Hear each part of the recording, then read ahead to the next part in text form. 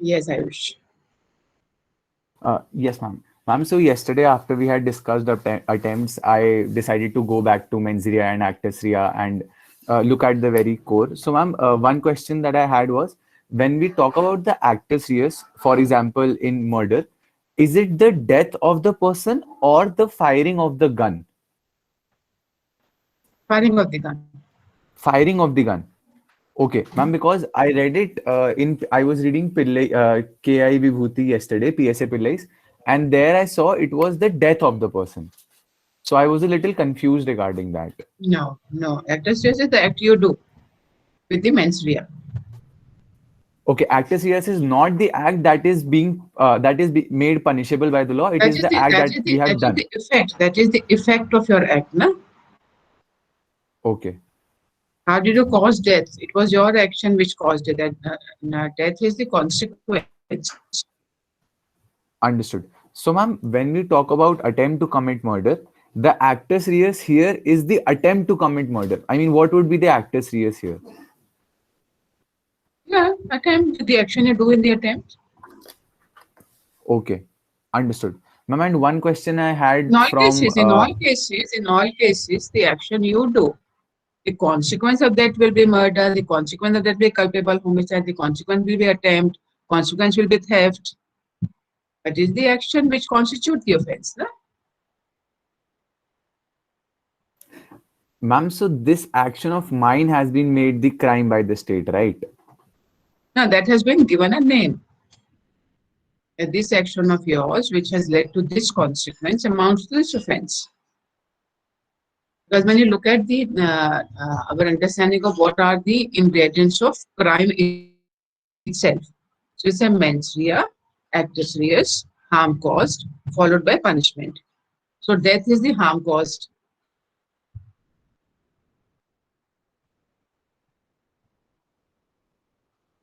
For that. Understood, understood, ma'am. Thank you. Uh, so okay, today we will talk about I also want to uh, ask, yes, Suhaira. ma'am, I am just confused with the sufficiency of penultimate act that has been demanded in Asghar Ali versus Pradhania. Sorry, Asghar Ali Pradhania versus Emperor. Ma'am, the last act that he committed. They were not talking about no, no. Asghar Ali Pradhania is not about penultimate act.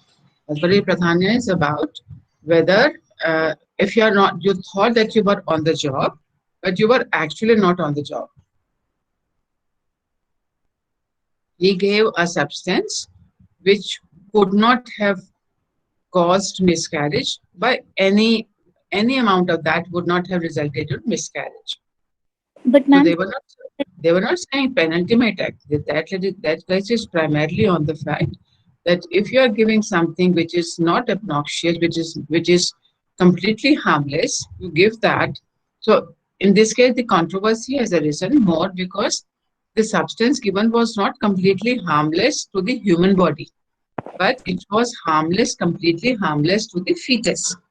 And because he was charged for attempt to cause miscarriage, so by any amount of this powder or the liquid, he could not have caused that. So therefore, the judges say he thought he is on the job, but he's actually not on the job. Yes, Veda. but ma'am, he has the intention. He committed an act. He made an attempt at least. So ma'am, it's not necessary that he has to come. No, that's where the technical difference between our understanding of attempt and the legal understanding of attempt is. The legal terminology, because we said the same thing in earlier also in cases of insanity. Who we think is mad is not mad as per the law to get that exception of no criminal liability for being mad, for being of person of unsound mind. So there are sometimes illegal, and when we say no, when we suppose in your neighborhood, somebody has been killed. What will you say in our ordinary parlance? हमारे पड़ोस में murder हो गया, right? But Yes, that's not murder yet. As far as the law is concerned, it is not murder, yes. A man has been killed, has died, are the words the legal fraternity should be using.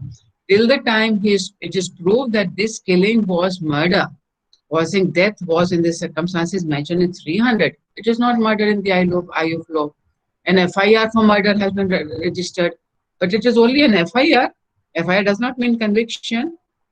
And we talked about all this in the very beginning of our session when we said who is a criminal. So हम अगर suppose मेरे सामने किसी ने दूसरे का murder किया वो तो मर्डरर है, बट लॉ तो नहीं मानता ना उसको मर्डर, तो एक्यूज्ड है सिर्फ, in the time proven guilty beyond reasonable doubt.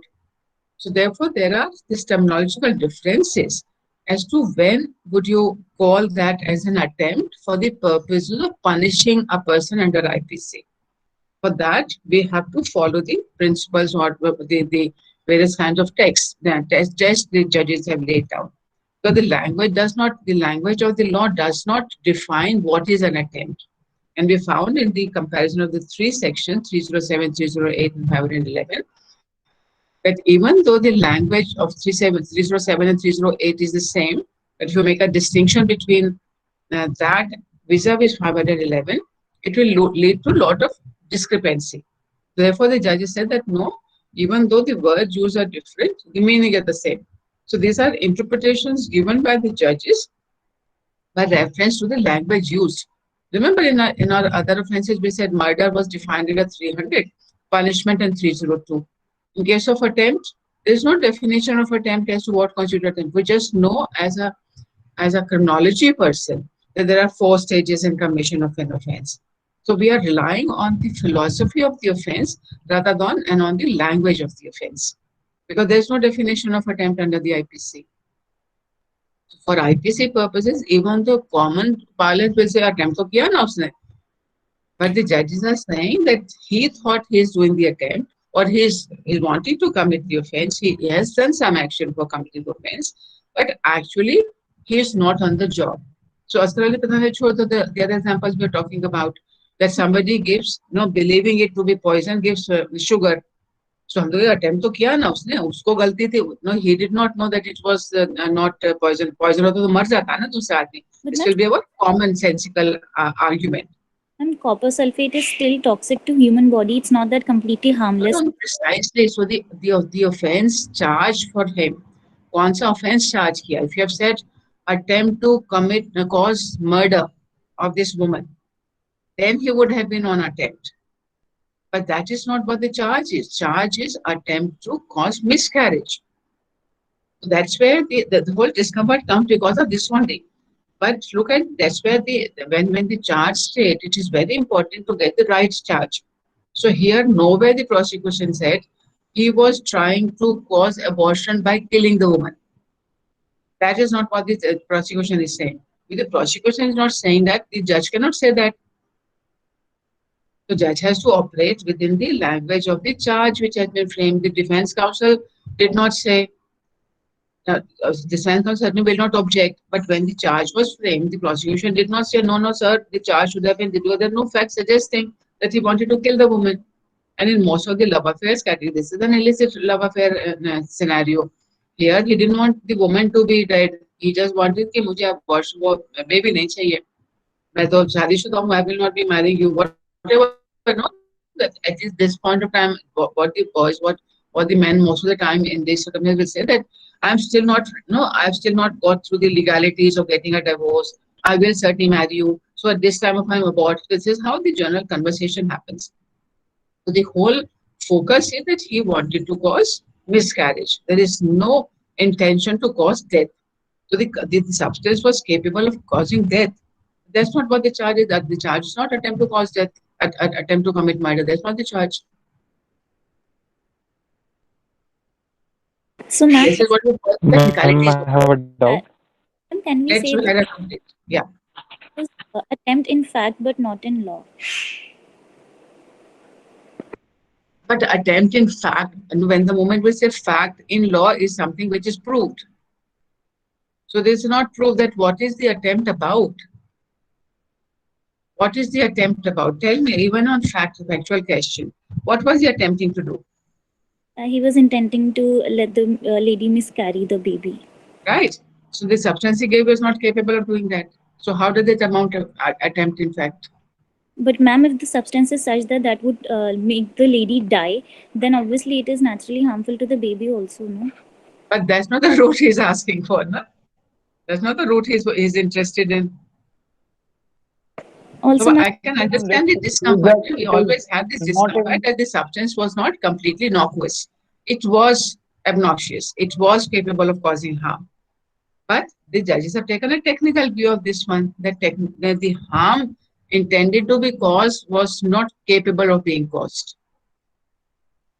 Muhammad Shakib?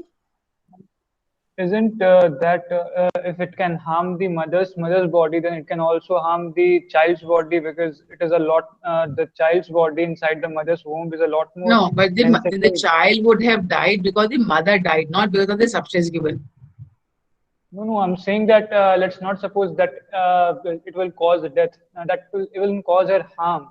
Then it should be fatal to the child, because it No, is like again, Nirupa, we're forgetting that what is the charge? Charge is the attempt to cause miscarriage.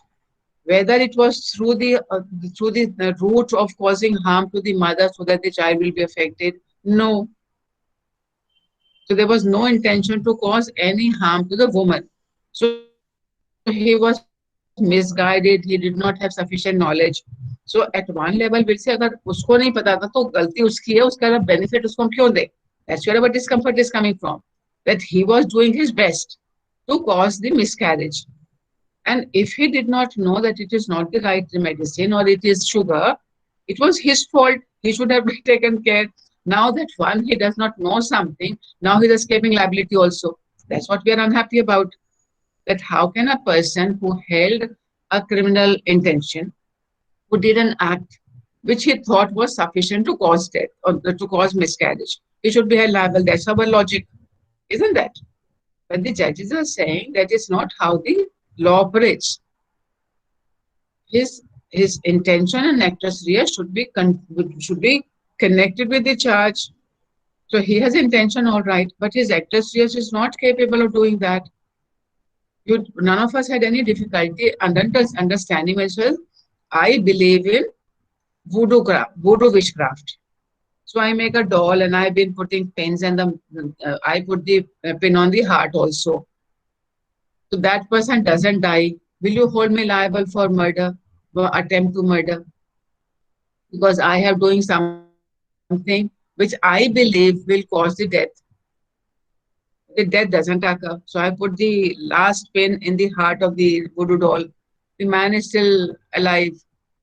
So will we say, I've done everything which I believe will cause the consequence. So if we will not do that, it is the same thing happening here, that I believe my substance will cause miscarriage, but it is not capable of, any amount of it is not capable of. yeah, Whether that he should have been example. charged with some other offense is a different question altogether. But he can't be convicted of this offense. Ma'am, may I? Yes. Ma'am, let's take a hypothetical example. If I want to steal something from my neighbor's house, and I first try to steal his keys, and I'm thinking that these are the actual keys with which his house will open, but those are not his actual keys. And while I'm opening the door, somebody catches me. So will I escape the liability under the attempt? So is that not an attempt, ma'am?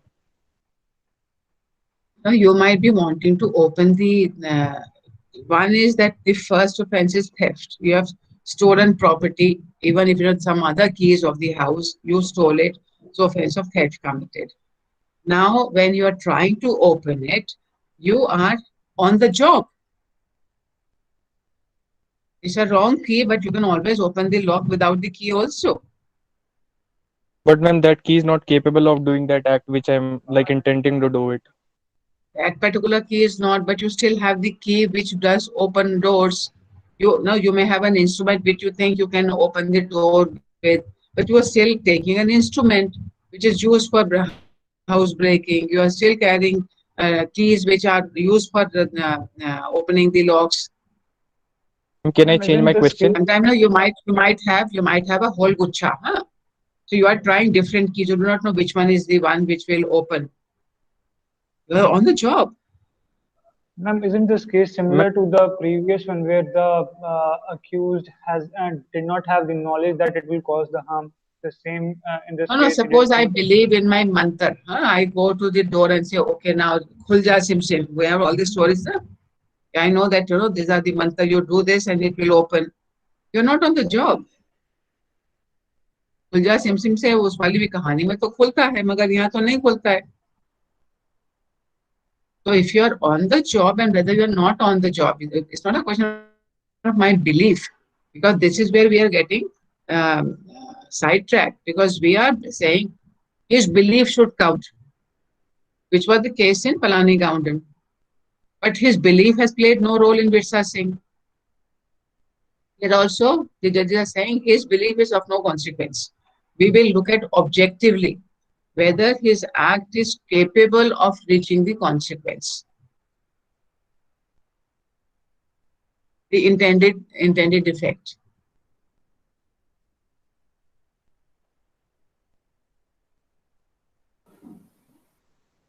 Okay? Ma'am, so this becomes a running debate. I mean, there's no finality His to it. attempt is always a running debate, because it's always a question of proving in a given case whether it will amount to being on your job or not. Insufficiency of the means is not the relevant part.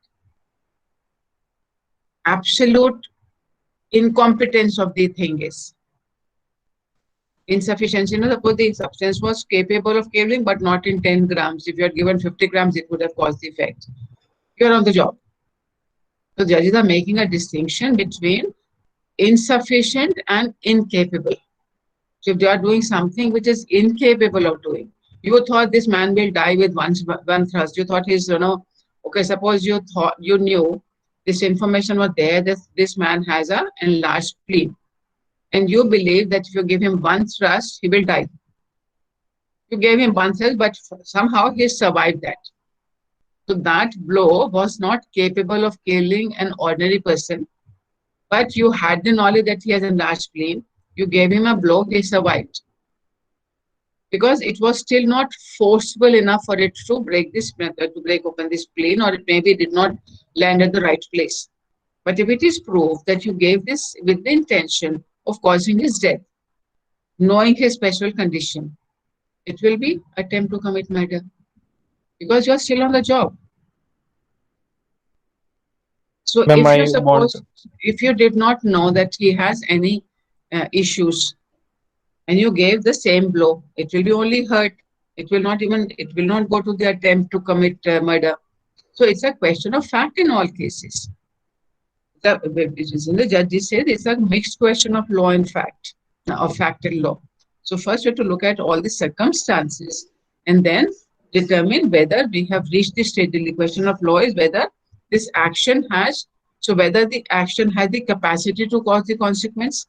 Secondly, whether the action was at the stage of actually commencing the commission of the offense. Yes, Shakib. Ma'am, I'm still confused because those keys that that I took were 100% absolutely incapable of opening the door. But will I escape the liability? Ma'am क्योंकि देख तो लिया ही किसी ने, मेरे को पकड़ तो लिया ही है मैम. हाँ, मगर की जो आपने ली है, की का क्या काम है? ताले खोलना. Yes, ma'am. Those keys are capable. हाँ, ये पर्टिकुलर की नहीं है, मगर की तो है ही ना. मैम फिर वो मिसकैरेज वाले केस पे आ गया ना मैम, क्यों that person knew that the things she will be consuming, उससे मिसकैरेज होगा. मैम इसमें इंटेंशन पनिश की जाएगी या ma'am act actually should result in something? कि अगर ताला खुल जाता बाय चांस तभी. Tell me. When you, what is the action required in order to open the door? And because this stage is not kept in any case, it will be breaking into a house. For breaking into a house, what is the action required of you? To do something to open the door. You could have used a screw, you could have used a wire, you could have used a hairpin, you could have used another key. You are on the job, in my understanding. That's what I believe. And I'm not saying I'm the judge, I'm always right. That is my viewpoint. That because we have to see that what will be the action required. And because in case of opening, if this is a breaking, you will be at that point of not held for attempt to theft. Because attempt to theft will be when you start moving the things, then it will be attempt. But then you are on the job of theft. At this point of time, you are on the job of breaking, house breaking. So when you're doing house breaking, what is the action required for house breaking? Either you use some force or some screw, or you use some keys. Mm-hmm. Yeah, so because what you are saying is that because this key is not capable, so you will, what is expected of you when this key doesn't work, you will have another key. I don't know, I still feel that there is a distinction between the two because key is a key. And I get your point, what you're saying, but I still believe, in my understanding, I'm not convinced that it is comparable to sugar and also I think because where we are getting confused is that this substance, I fully agree with you on that one. That our lot of discomfort comes from the point that the substance given was not completely innocuous, objectively speaking, as far as human body is concerned. The judges or the prosecution did not raise that question. And there's a limitation of the judges. Judges will not convict a person on a plea which has not been raised, even raised by the prosecution. So all the argument that you're making, that the child would have still died if the mother had not survived. The fetus would have still, the child would not have come to this earth if the mother had been harmed. And this substance was capable of causing harm. But that's not a plea which has been taken by the prosecution. They will certainly believe that this should have been taken and maybe the result would have been different. But it's all a question of in the may. What we are talking about is what is the principle we are learning in this one. One can always have disagreement with a decision in a given case. That in this given case, we may think that no, this should have been the route. But if that route was not chalked out by the prosecution, the judges will not take that route. Then certainly is not going to suggest that. Because whatever is happening is going in favor of the defense. Ma'am, also in the beginning, we studied that intention means reasonable foreseeability and the desire to cause an action. Ma'am, desire तो यहाँ पर हर case में है. Intention तो है, there's no doubt about that. But mere intention से तो conviction नहीं होता है ना. Mere intention is not enough. I have the intention and I'm praying every day that this person should die, and I believe my prayers will have real impact. मेरा तो भगवान से बहुत अच्छा connection है. He's not going to die because of that. Can I be held liable now for an attempt because I have been praying for his death? So, ma'am, what we are trying to say is the key was not capable of opening the lock, or it didn't, it couldn't have commenced the act of breaking in the house. He has been caught up at this stage when he's trying this key. Where is the guarantee that he will not try another method if this key fails? Ma'am, that's something that didn't happen. We shall talk about what happened. And he tried picking the lock with the wrong key. And a key is capable of opening the lock. He was just not informed that it can open the lock. And secondly, it could commence the act. It could break the door if the right key was used. No, for me, because in law we can never say this 100% is going to be the consequence.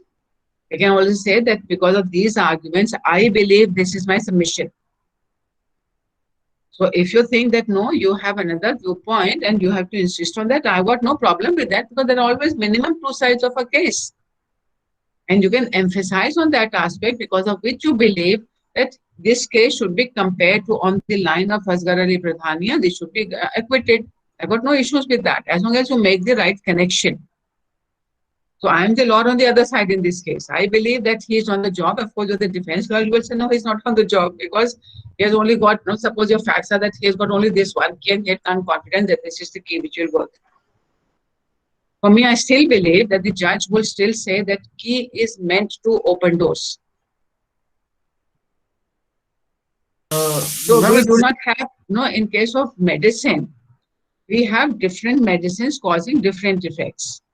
But if you say key and a lock, what is the connection between the two of them is the same thing, that key opens a lock. And of course, we also know that certain keys open certain locks. So if you want to emphasize on that aspect, you will say if he is wearing a wrong key and he is wearing no other instrument, then he certainly was not on the job, while he thought he was on the job. That will be your argument to say that. Ma'am, I think the key, wrong key or right key doesn't matter in this case, because the only act is that he is trying to open the door. So he would be held guilty for that. No, That- Tushar, the whole issue, I can understand. I'm glad that you're on my side, but that's not the point. The point is basically that whether he was on the job or not. So one kind of line of argument will be that because he had the key, he had procured the key, believing it to be, so whether his subjective knowledge that he thought he had the right key will be the one which will determine whether he's on the job or not, or whether it will be the objective knowledge that the key he had procured actually was not capable of opening. He was not at all. This was no way that this key would have opened the door the way Asgaril Pradhani argument has come. So whether we can compare the drug, a certain kind of drug which is not capable of causing the intended consequence, and the key which is also not capable of causing the intended consequence. So that is where the students were saying that the key example is similar to Asgaril Pradhani, are arguing that. And I'm saying that there is a distinction, there is a difference between a key and a medicine. Judges may agree with me, they may not agree with me. But the line of argument I would pick up, and I am picking up, is that use of key for opening a door is different scenario, is not comparable. Opening a lock is not comparable to choosing a medicine to cause a very specific effect. We're not even choosing, administering. So I may be right, I may be wrong. Like in the And there's previous no right and wrong circumstance, in any case. And there is in any case, there's nothing right and wrong in law. Because your situation may not be accepted in one case. In appeal, it may be accepted. It's all a question of persuading the judge to believe what you are saying, to accept. No, but that's where the lawyering comes in, that your ability to persuade the person, persuade the judge to give a favorable decision on the basis of your argument is what lawyering is all about. In law, there is nothing absolute truth. Judges give one interpretation in one case, then they expand the scope or they narrow down the scope. And we're going to see that in today's conversation also, which have still not started in a bit at 10:40. Very quickly, can we move on to area of suicide, attempt to commit suicide? Yes, ma'am, please. Because this is an area where completion of the offense, we were talking about attempt. Huh? So if somebody commits an attempt, then the consequence does not happen.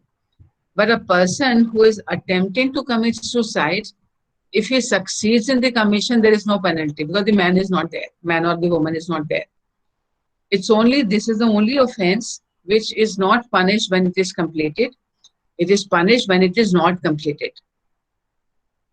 309. And we have another section 306, which says abetment to commit suicide. So then we have a whole series of cases in this one and a lot of discussion on this subject. Why is, because of which at some point of time, attempt to commit suicide was taken off from the criminal law, from 309 in Ratinam's case, saying that the basic argument in Ratinam was that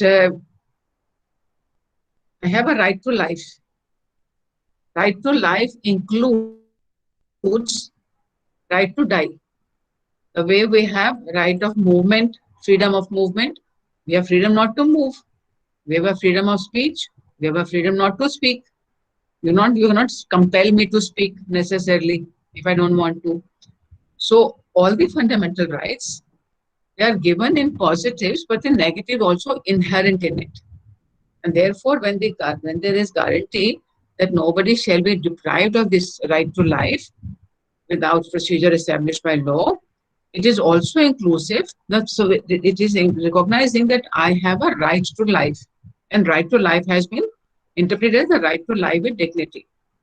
So if I have a right to live with dignity, and for whatever reasons, I am not feeling like living, I am so frustrated with life, I'm so unhappy with life, I'm in so much of pain, I might, whatever my reason may be, I may be completely so satisfied that I don't want to live anymore. Whatever be my reason for not wanting to live anymore, it is part of my right to life to choose to die also. And that argument was accepted in Ratinam by the Supreme Court.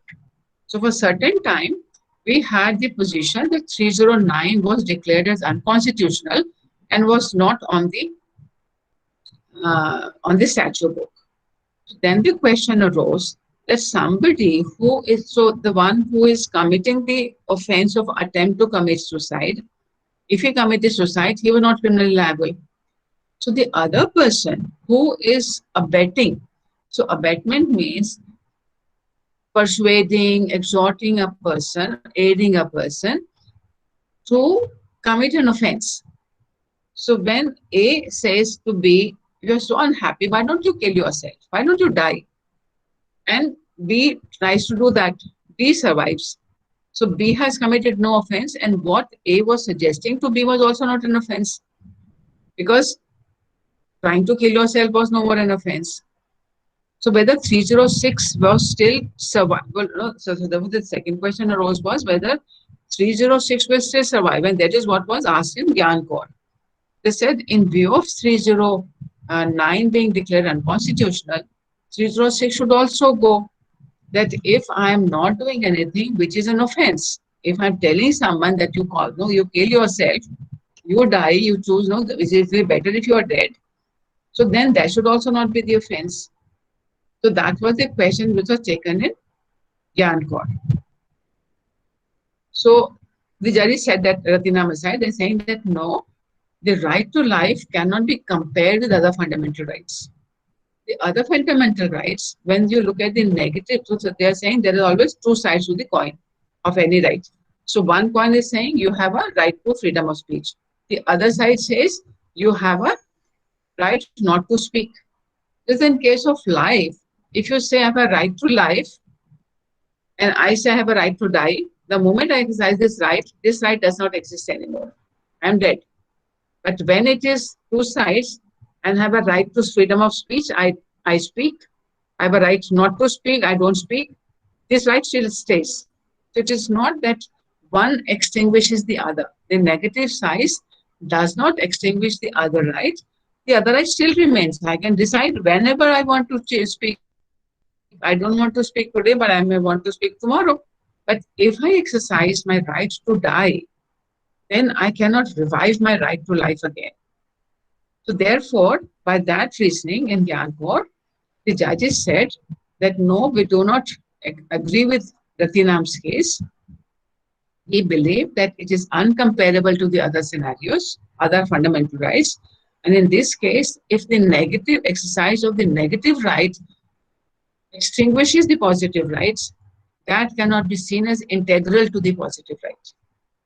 By that right, Ratinam said, no, we will not accept this argument that Article 21 accepts this, and then it should also further extend to 306. So they revived 309. In that, the incidental conversation also happened, relating to when we say right to die is the right, whether I have a right to seek assistance of someone else to cause my death, the issue of euthanasia. So that was also partially discussed. Anyone who has read the case and tell us what the judges said about euthanasia in Gyan Kaur? So euthanasia was not part of the decision, part of the arguments or pleas in there, but we have made some remarks there.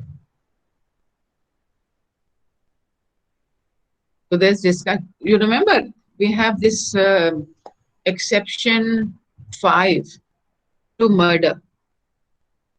You remember what is exception 5 to the offense of murder in section 300? Look up. Tell me, what is that exception 5?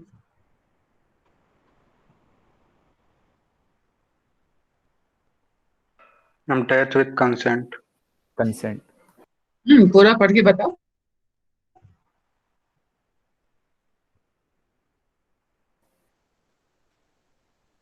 Culpable homicide is not murder when the person whose death is caused, being above the age of 18 years, suffers death or takes the risk of death with his own consent.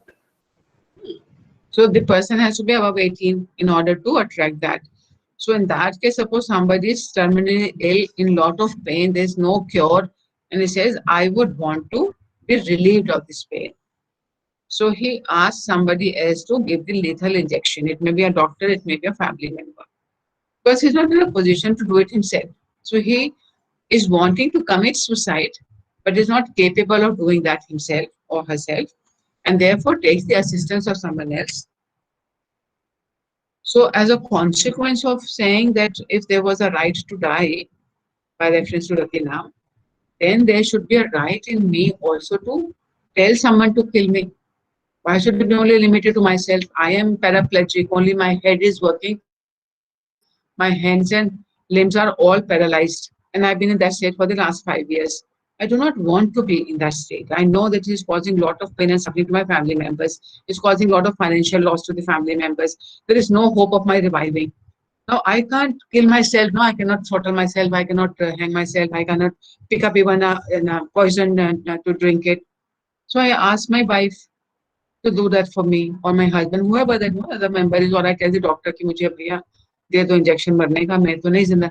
We do that for all our pets. If pets are in that situation, so that उनको we put them to sleep. Because we are being merciful to them. Why should we not be permitted? But because of exception 5, this person who gives it to me with my consent, he would still be liable for culpable homicide. So that's what was asked for, that if we are saying right to life means life with dignity, and I am left with no dignity, when my body functions, but the body exchequer has to be cleaned by somebody else, I'm in a really miserable state. I'm not living a life of dignity. Why should I not have the right to extinguish that life? So we had that. Then in between, we had Aruna Schonberg, where the euthanasia plea was made. This was the nurse who was raped and she became comatose. Comatose means that her whole body is not responding anymore. She's alive, her heart is beating, she's breathing, but she's not even able to open her eyes. And she was in that state for 44 years. So for a very long she was there. Then one lawyer went to the court saying she should be permitted. She was on life support. She was being fed, she was being looked after by her fellow nurses, and she was being taken care of, and they were opposing this. So this woman said, the lawyer who went to the court in the PIL said, this is a case, there's no possibility of this woman coming to life again. And she must be, she must be taken off the life support. But our law said that if you, so this is called when somebody is on life support, this is somebody is on oxygen, there is this tube which is feeding that person, you remove that. All that will come under exception 5. And therefore, anybody who would do that will be liable for culpable homicide not amounting to murder under exception 5. So she said that should be done away with. We should permit. This is inhuman to keep a person alive in their state for such a long time. At that point of time, Supreme Court did appoint a committee. The committee visited the woman, and they said that she's kind of she responds. There's a very faint smile on her face when certain nurses come. On that basis, they said no, she is responding, and therefore we will not do. So she was not. In her case, it was not permitted that life support may be taken off. She gradually died of pneumonia some years later. But that again led to this whole scenario of when we have common cause, wherein that question was raised again. that whether, so what was considered was that passive euthanasia may be done if people around that person agree. But that was not considered to be very clear on that. But Schonbach's case is seen as the one which is holding that passive euthanasia is permissible. Passive means the withdrawal of support. You stop feeding that person, you take away the oxygen. So you stop doing things which will extend the life.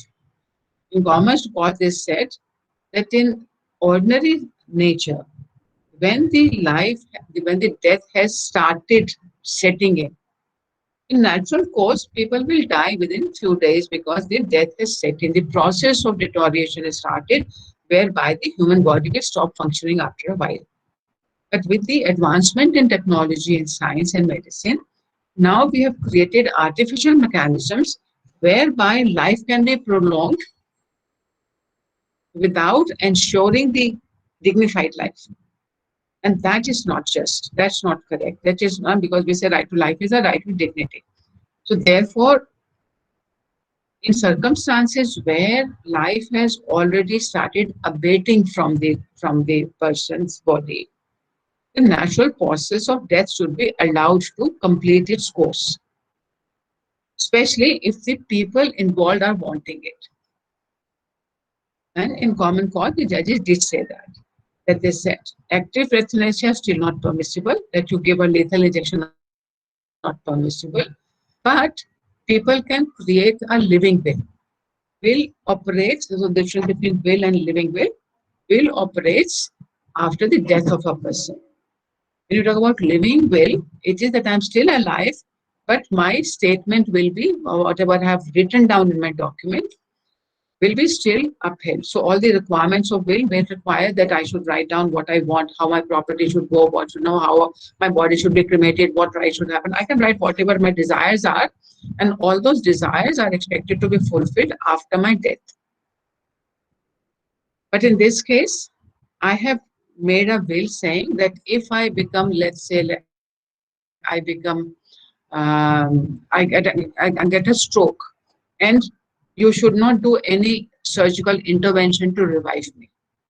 You should not put me on life support. If I've gone comatose, I've gone in coma, do not put me on life support. So I can write down my desires, that if I come at a stage where I cannot convey my wishes at that stage, because I'm already unconscious, I've gone into coma, this will operate even though I'm still alive.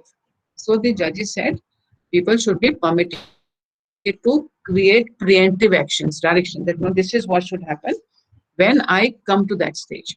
The second scenario is that I am capable of giving consent, and I'm giving consent that yes, I do not want my life anymore. After proper consultation with doctors, psychological support, everything is given, and I do not want to continue. I should be allowed to. If I'm saying, no, take off my support, take off my support. Then there may be situations where I have not written a living will. I am not now in a position to give directions. In those cases, the family members and the doctors also, after constituting medical board, if suppose there's nobody to give consent on the person's behalf, the family is not there, then, and also when the family is there, they have to constitute a medical board to assess the situation of the possibility of the person reviving or not reviving, what are the pluses and minuses, etc. And if they opine, then life support may be withdrawn. So both the situations where we do not want life support to be given, and when we want to withdraw it, this is permissible now. The third thing, where you give actively, you say, okay, no, just put a pillow on my face and let me just die. Not permissible. Give me an injection, not permissible. So doing anything active to snuff the life out is still not permissible. And there is a lot of discussion in the judgment from various parts of the world, Canada, America, lots of other countries. Netherlands was the first country which had legalized euthanasia. And certainly there have been studies after that, to what extent the whole issue there is that can it be misused by people who would want to inherit his property so that he dies earlier. So those kinds of apprehensions were there, and therefore precautions have been laid down. So this is one line of development which has taken place in suicide. So today we do know that, okay, so then this is a judgment in 2018. 2017, I've already given you the legislation which happened, the Mental Health Act. So in case of Gyan Kaur revived.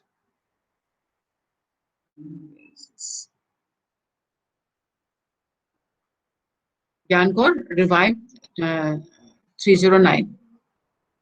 I said the punishment should not be there. Well, this is not a case of punishment, etc.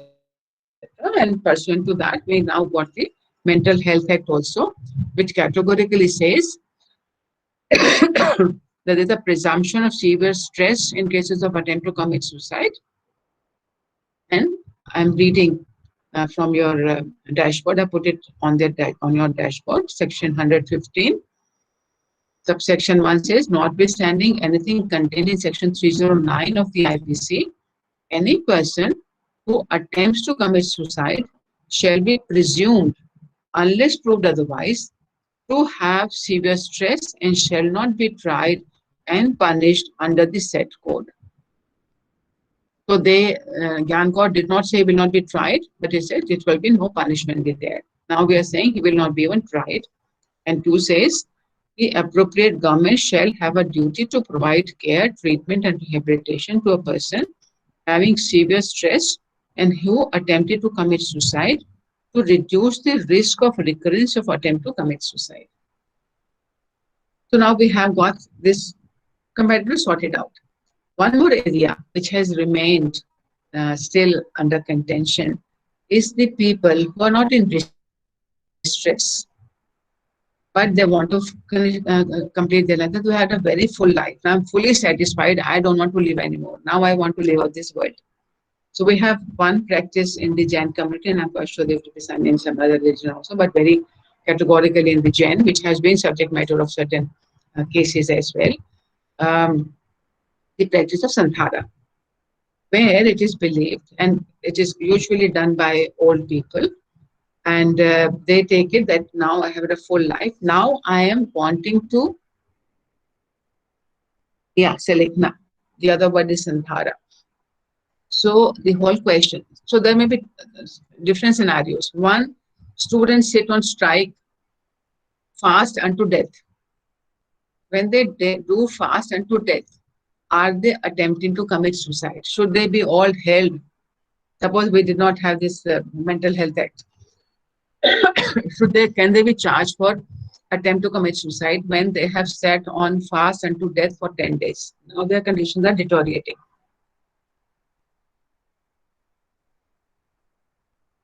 They are taken to the hospital and they are now forced fed through tubes, but they don't want to eat. Are they liable to be charged for attempt to commit suicide? Yes, ma'am. Following the natural circumstances, the person would die if they don't keep fast until death and all that, because there are. Yeah, but what is their intention? Are they wanting to die? They are not. They are just pressing their point that our demand should be met. They don't want to die. They are only using this as a means to achieve the goal of getting a demand met. So although people who are sitting on fast unto death, ma'am, but the section 309 does not talk about intention anywhere. so if it is silent, does it mean intention required, not required? Apply your test of Mayor Hans George. Will the purpose of the law will be frustrated if mens rea was made an essential part, or will it not? Ma'am, You have it's to argue inherent that in one. this case. Also, ma'am, this statute does not actively eliminate the mens rea, so mens rea will be assumed. No. That's not the principle, Saurabh. If the section is silent, then you have to apply the test whether inclusion of mens rea will frustrate the purpose of the law. What is the purpose of the ma'am law? Yeah. Ma'am if there is a situation कि घर वालों को डराने के लिए I commit suicide, मतलब balcony से कूद जाता हूँ। Ma'am I know that in normal course of nature मैं मरूंगा नहीं। So it's like a similar situation in this the strike thing that they want their demands to be met and I नहीं also नहीं, want my balcony से demand to be met. कूदोगे तो मरने की बहुत पॉसिबिलिटी है, कभी मैम अगर कोशिश मत बालकनी करना। छोटी, मैम अगर छोटी है, मैं जस्ट एन एग्जांपल, मैम मेरे को हाँ, मालूम है कि I just want my demands to be met and there is no like मेरी कोई इंटेंशन नहीं है मरने की, तो मैम कैसे प्रूव होगा फिर ये कि there was no attempt to commit proof suicide? Proof proof का क्वेश्चन अलग क्लास में। अभी हम उन सिचुएशन में जाएंगे अगर ये प्रूव हो गया तो। That's what the question is. That if it is proved that you jumped from the balcony in order to pressurize your, जैसे माँ बाप भी कहते हैं ना, नहीं देव से तूने शादी की तो मेरी लाश पे से होकर जाएगा तब शादी करना। So they're making you a threat and they're Also, ready ma'am, to, in love affairs also on हाँ हाँ railway वही track. कहते हैं ना, हाँ वही बहुत सारी सिचुएशंस हैं जहाँ हम थ्रेट देते हैं कि हम तो बस अब मर ही जाएंगे, कोशिश भी करते हैं लोग। That when the love affairs go on, people do try to commit suicide. People, women do commit and try to commit suicide when they're raped. There are a lot of scenarios when they try to commit suicide. These are all situations covered under the now new legislation, which is saying, and mental health is saying that it is assumed unless proved otherwise. So a woman who tries to commit suicide after rape, presumption, and in fact, in her case, the presumption has been created when she gets into pregnancy. She said that she is under a lot of mental stress and she's justified to go for that. So therefore, in those kind of scenarios, it will be done. But I'm talking about when you are not wanting to kill yourself, but you are wanting to use the threat of death, causing death to yourself, to get something else, is one scenario. Second scenario, we had this great leader, Vinoba Bhave. He said, now I have enough of my life. I'm very satisfied. I've done enough for this one lifetime. Now I want to die. Went on fast unto death in order to die. Then we have the Santhara, which also says, my purpose is to get moksha, but I will go it by self-killing. I will stop eating and drinking. So whether the practice of Santhara can be seen as attempt to commit individual satyagraha. So you might have lots of these scenarios, whether the people, whether there's a similar, whether the practice of Santhara and a satyagraha fast unto death, or the Vibhova Bhave, where says, no, enough, I have had a very full life. I'm not frustrated, I'm not unhappy, but I'm just so satisfied that now I'm ready to leave this world. So what happened in those circumstances? What do you think?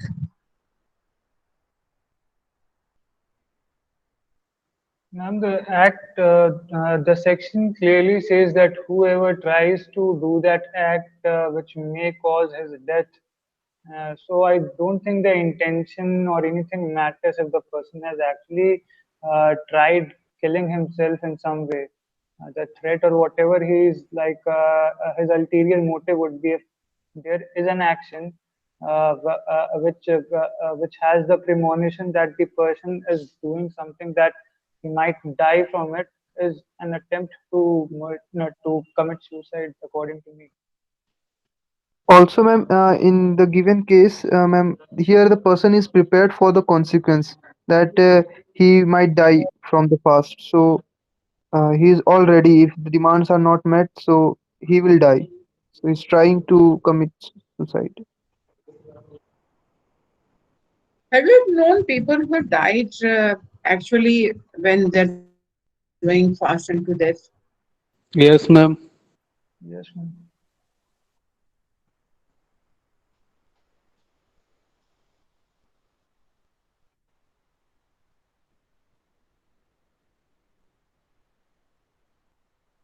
There are a lot many people who have died this way. They They died of felt just fasting or something else happened?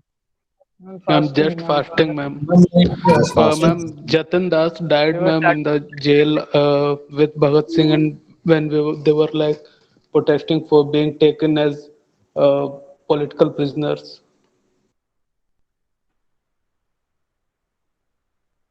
Mm. He died And there are somewhat instances around where a after 64 days. There was some Swami Nigmanand. He also died. He was protesting against something. Yes, Yes, ma'am. ma'am, He was for protesting for reverse Ganga, states reorganization. I for don't Ganga remember that. cleanness. So that's one scenario. Whether so, if you allow them to die and you do not do anything, because nowadays what we do is some students sit on that, then after a certain point when their life becomes critical, they are forcibly taken to the police to the hospital and they are force fed then. So the scenario when we are talking about these are kind of different regime altogether. But the question that they survive in those cases. But then when their conditions are deteriorated, then nobody's charged actually. But technically speaking, I'm saying that whether these situations should be seen as uh, whether these situations will scenario that no, you know that you're likely to die and you're still insisting of doing that. So whether it should be seen as an attempt to die, attempt to commit suicide. In case of Santhara, I'm trying to remember the case again. I just looked at, but then I had to stop this. Uh, there was a challenge in the Rajasthan High Court where this thing was said that Santhara should be declared illegal. Give me a minute.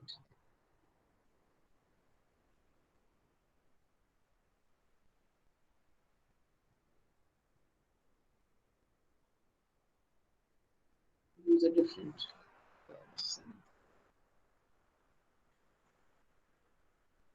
ma'am, we are past the time allotted to us. There were few active. Say it again. Ma'am, we are way past the time which was allotted to us for today, 10 to 11. It's not talking about it. I'm okay. You can look at the law yourself. I'm totally fine, ma'am. Please carry on.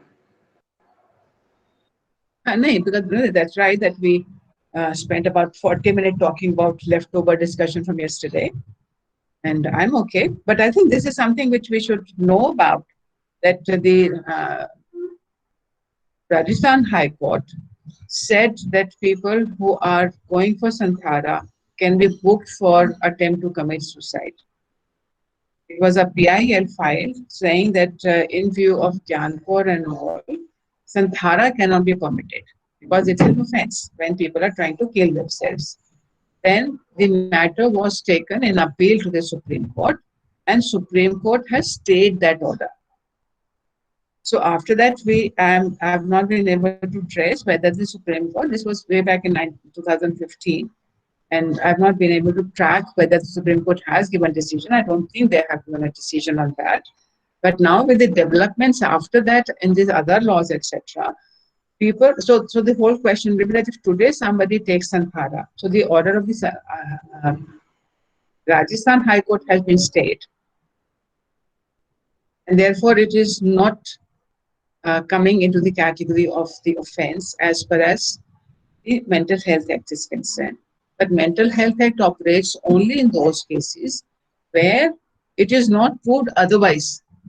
So it is presumed that this person, and the whole discussion in the Rajasthan High Court judgment was that there are differences between Santhara and suicide. Santhara, they said, is done after open declaration to public that this is what I'm going to go through now. This is done after consultation with the gurus and under their supervision. There is an option of changing your mind, that you want to withdraw from your Santhara declaration. You are permitted to do that also. And it happens over a period of time.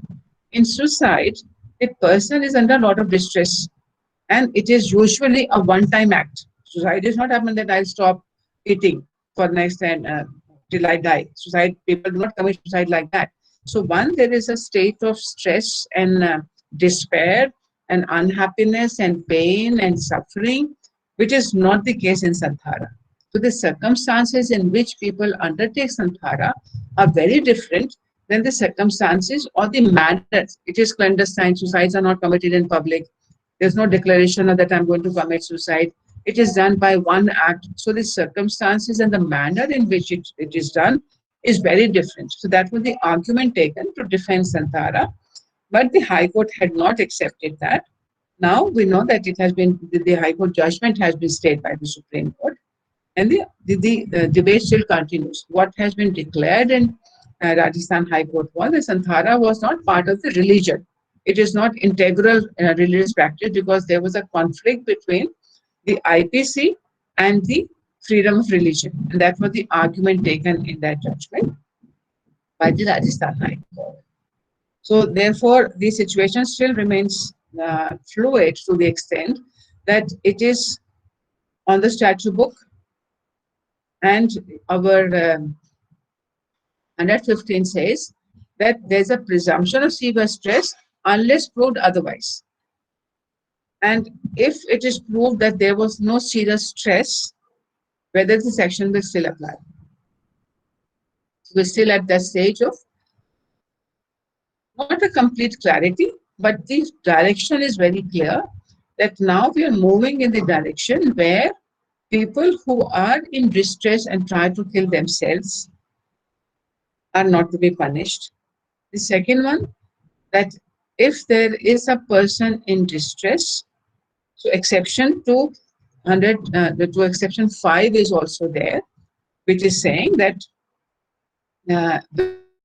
with consent you take a culpable homicide. It may be a case where we say that no, this is a case of passive euthanasia, and therefore qualification has to be read now, even though no special amendment has taken place. But a qualification will have to be read into exception 5 of section 300, that if it is a case of passive euthanasia, not doing something or withdrawing, doing something is certainly when you withdraw the life support machinery. It is an action, but it is only a withdrawal for providing facilities or support which will extend the life. It is not going to extinguish the life. So that is where the difference has been. So finally, we do know that when it came to active euthanasia, we are still not there. We are only at the stage of passive euthanasia and decriminalizing the attempt to commit suicide. Do you have any more questions? Ma'am? Yeah. Ma'am, so the burden of proving whether there was severe mental distress, it's on the person who committed attempt, right? No. It is presumed that he is. The prosecution said that he was not. Okay, ma'am. क्योंकि फिर तो ma'am उसका legislation presumption is in favor of the accused person. Ma'am, had it been otherwise, तो ma'am उससे तो और distress cause हो जाता मैम. बिल्कुल. And then also because पहले तक ये tried ही नहीं होएगा, they will not be even tried. So even for initiating a trial, the prosecution will have to prove that no, why should this person be actually prosecuted? So substantively speaking, no more prosecution and no more convictions for attempt to commit suicide. We assume that suicides are coming from distress, no? And that's where Rathinam first said it is unconstitutional, but then in Gyan Kaur they said when a person tries to commit suicide, it is actually a call for help. A person who is in distress, if he knows that tomorrow my situation will change, he will not want to die. So it is not that people want to die, but they are feeling so helpless in the circumstances they find themselves that they want to kill themselves. So a woman, married woman who has been subjected to domestic violence, when she tries to kill herself, not that she wanted to kill herself, but she just could not cope up with the day-to-day violence she's facing and she's not finding any support. So they say that the persons who are attempting to commit suicide, this is an indication, and those who also commit, farmer suicides. The farmer tried to commit suicide, not that because he wanted to die. While in Santara, this is the person who is wanting to die. So the attempt to commit suicide are instances, or the suicide usually are circumstances where people are in so much distress that they want to die. One last thing, the information I wanted to share with you. What do you think? What are the gender perspective, gender facts about suicide? Whether more women commit suicide or more men commit suicide? More men, I guess. More women commit suicide, but when you look at the number of men who try to commit suicide and the number of women who try to commit suicide, more women survive the attempt, but more men actually die. It's a very telling circumstance. Please, can you Because men, repeat? yeah, when you look at the actual numbers of suicide, more women commit suicide than men do. But if you were to look within the group, how many people attempted to commit suicide? You will find that when people try to kill themselves, more men actually died. When men try to kill themselves, they succeed in that attempt, and therefore there's no conviction. In case of women, more women try, but most do not survive, do not succeed in that attempt. So they only remain in the attempt stage because they do not know how to be violent even to themselves. Even to themselves, how to use violence. Yeah. What could be the possible reason in this case that women don't die usually? Is it, can we attribute it to the lack of Because, knowledge? no, because they do not know how to effectively use violence even against themselves. They're not adept at using weapons, adept at killing, adept at causing violence. That's what has been responsible, that even when they make attempts, they do not succeed because they do not know how to actually do it. The Know possible how. reason can be, and the possible reason can be the women may be thinking about their family more than the male counterpart. So when they attempt to do suicide, so some thoughts may come into their mind about their family. No, it's not because of that, but the means they employ are not sufficient to kill. If you look at this Satvir Singh's case, where this woman tried to kill herself, in her case, it was not her fault. She went to the railway crossing, railway line to kill herself, and she became paraplegic but did not die. We have got Gyarsi Bai, children died, she survived. Dhirajia, she still survived.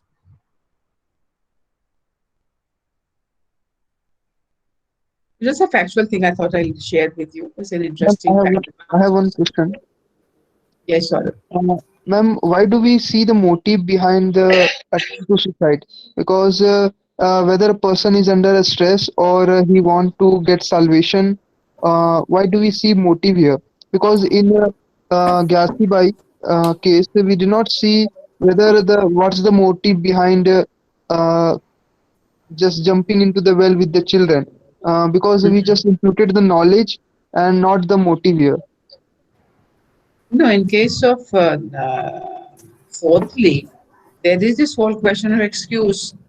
Excuse will also want to take into consideration the circumstances. If suppose there's a farmer who is no,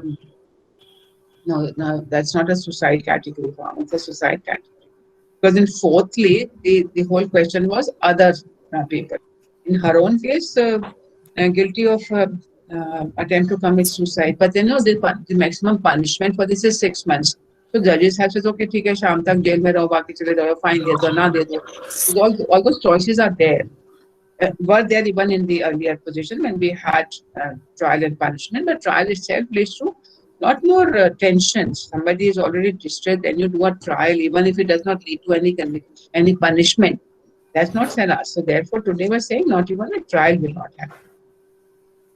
Ma'am, if we take that argument, then anyone can argue that, yeah, I was in a lot of stress and that will only increase the suicide rates. I think if You will, Nirban, do not confuse facts from evidence.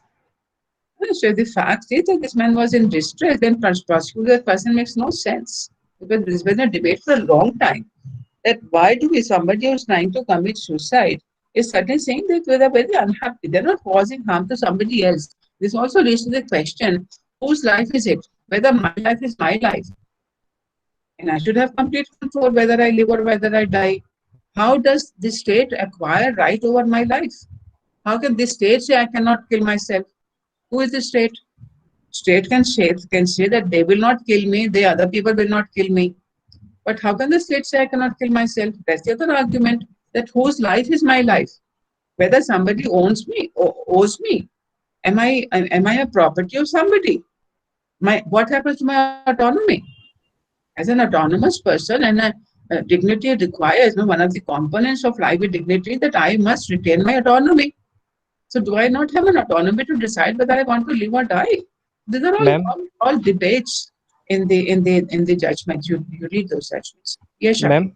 ma'am, then why don't we use this argument when we get challan for the helmet? My head is my head, ma'am. ऐसे क्यों नहीं बोलते फिर? Ma'am, नहीं, because America क्योंकि में हम तो है, नहीं, अमेरिका में सीट बेल्ट के खिलाफ यही हुआ. Let me die young. उनका स्लोगन है against seat belts. Ma'am, it's मैं against मरना helmets चाहता हूँ also. what? It's against हाँ? both. It's against helmets and seatbelts both. Yeah, It's yeah, against yeah. the paternalistic approach that the state कि is. मतलब who are you to tell me what's good for me? तो है ऐसे. तो अभी तो इसमें नहीं पूरा हुआ था जो अमेरिका में, तो अगेंस्ट फेस मास्क हो गया. मेरी जिंदगी में मरना चाहता हूँ, मुझे मरना है, तो who are you to tell me face mask पहनो? तो है, तो बहुत सारे स्ट्रीम्स ऑफ थॉट्स तो हैं, they exist. So okay, shall we close today? Ma'am, one more thing. Yes, Anush. Ma'am, I was reading something on the same and I saw that a police officer said that the need for having this section is that there are a lot of people who go to government offices and attempt to commit suicide in order to pressurize the government official to get their work done. And if we remove this law, then there won't be any safeguard against this practice. And I was not very convinced with that argument, but I still wanted to know that what else can we book that person for if this section does not exist. So this person be booked, or the person who's making him do it should be booked?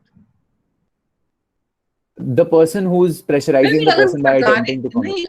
नहीं बताओ वो pressurise क्यों कर रहा है? कुछ गलत करने को कह रहा है, सही करने को कह रहा है?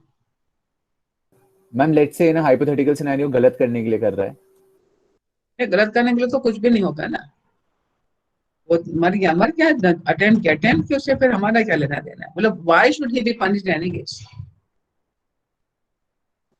Then What it could purpose? be What coercion. purpose? What it could be purpose will it be coercion. served? What purpose will be served by punishing this man? And I don't think, hypothetically, it's very unlikely that in order to pressurize someone to do illegal things, somebody will want to commit suicide. They would want to commit suicide कि जो मेरा due है तो मुझे वो भी नहीं दे रहे. उस पे तो लोग करते हैं.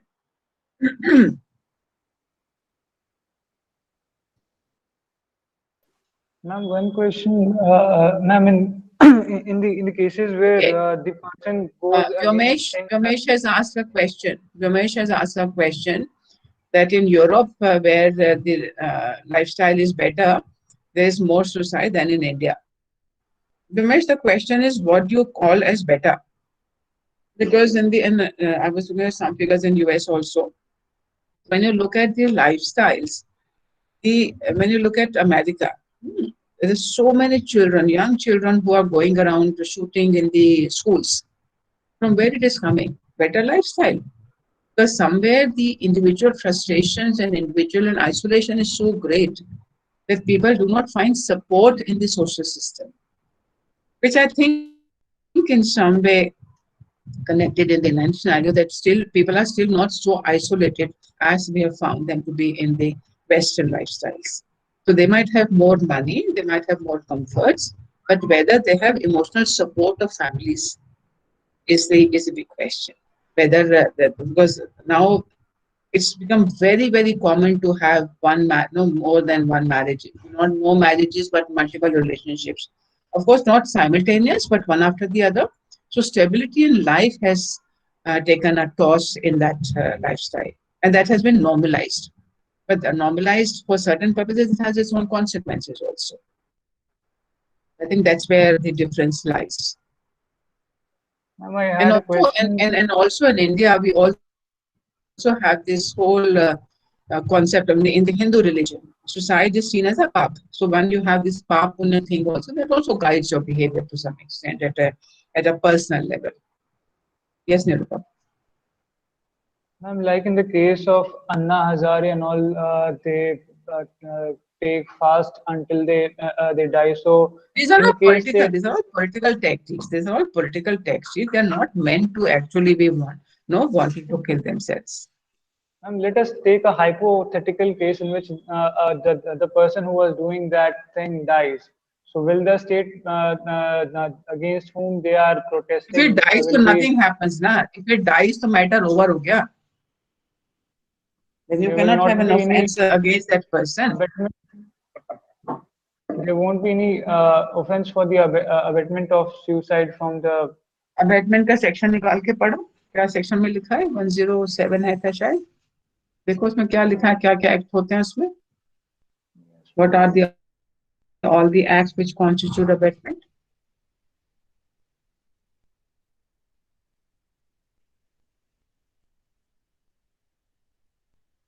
Aids, abets, conspire. उनमें आएगा abatement. Instigates, engages in one or more other person or person conspiracy for doing that thing if an act or illegal omission takes place in pursuance of that conspiracy, an order of doing of that thing, or intentionally aids by any act of illegal omission the doing of that thing. Will it fulfill? Department in equality actions कि आपने inaction किया, मगर उसमें कैसे connect करोगे? I don't think so. So okay, let's stop today. We'll meet day after tomorrow. Thank you. What is where written, ma'am? The state does give death penalty as punishment, believing that person has committed a grave offense. If a person has committed sins and wants to free himself or punish himself for the very reason why his right upon himself is not at par with the state's right upon its citizens. We'll have to look at all the materials, which is relationship between law and morality. Sometimes morality is part of law, sometimes it is not. The actions are not what is considered as moral in the social parlance may be illegal in the when you look at all this honor killing category. People think I'm justified in killing my daughter who has had an affair, who is running away, doing whatever, or it's interreligious marriages. So they think they're morally right. We do not know whether they're moral, but they're certainly legally wrong in doing that. This is a big debate to what extent the principles of morality should regulate the principles of law or vice versa. So, okay, we'd meet day after tomorrow. Day after tomorrow is what time? 10 o'clock again.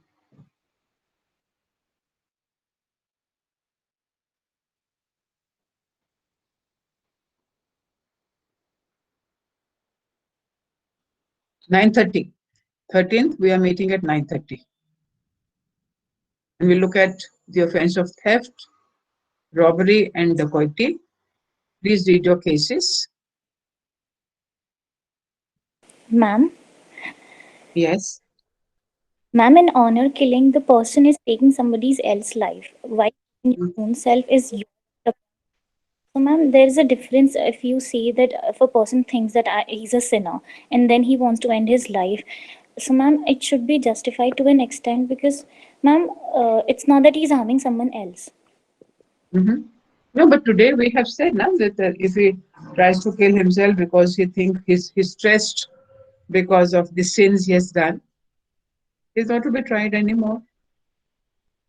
So, ma'am, this gives the state more right upon a citizen than a person has the right upon his own being. So, ma'am, state is more.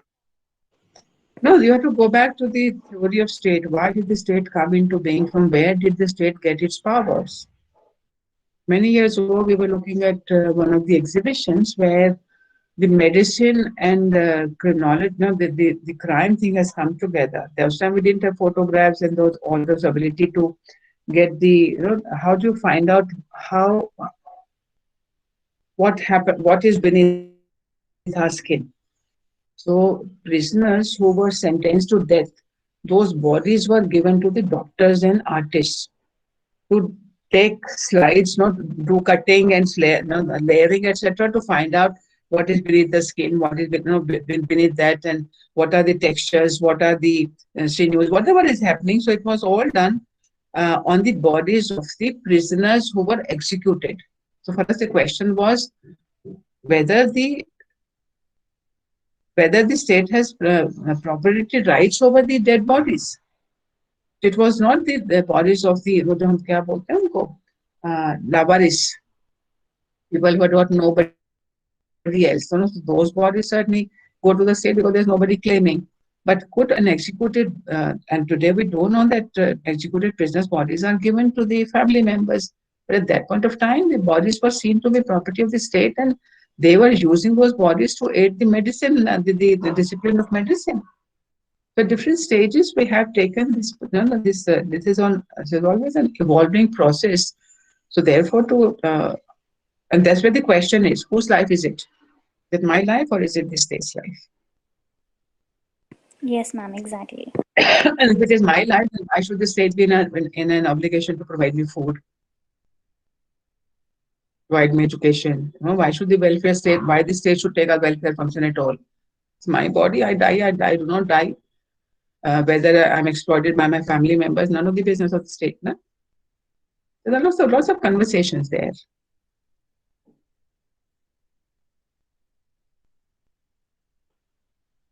Okay, let's stop. Let's stop recording first.